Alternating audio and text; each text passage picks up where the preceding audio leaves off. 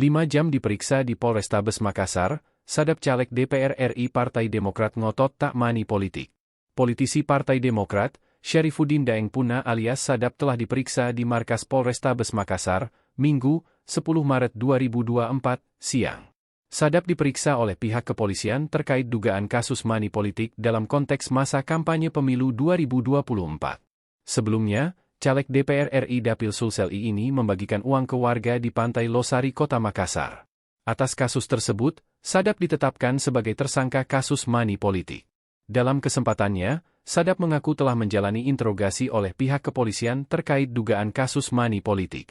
Pemeriksaan tersebut dilakukan untuk mengumpulkan bukti. Di samping itu polisi mendalami dugaan keterlibatan Sadap dalam praktik yang melanggar aturan dalam proses pemilu. Dia mengaku telah menjalani interogasi oleh pihak kepolisian terkait dugaan kasus money politik. Sekitar jam 12 saya memenuhi panggilan di Polrestabes Makassar. Saya diperiksa hampir 5 jam, kata Sadap kepada Tribun Timur.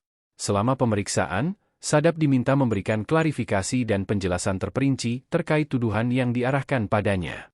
Sadap menjelaskan, apa yang dilakukannya bukanlah politik uang, melainkan kegiatan bersedekah kepada warga atau pengamen yang ada di Pantai Losari Makassar. Itu kan saya bersedekah dan itu selalu saya lakukan, ucapnya.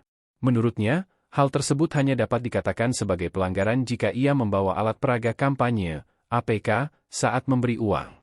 Saya tidak bawa alat kampanye saat bagi-bagi uang. Jadi bukan money politik, dan itu ada rekamannya, ujarnya. Adapun uang yang dibagikan di sejumlah tempat sekitar 100 juta rupiah. Saya keliling cari orang-orang yang membutuhkan, bukan satu titik saja, ada beberapa titik saya datangi. Uangnya lumayan, ada sekitar 100 juta rupiah, pungkasnya.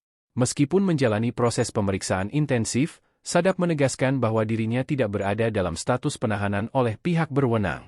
Saya hanya datang untuk mengklarifikasi, saya tidak ditahan. 4:30 tadi saya selesai diperiksa, ungkapnya.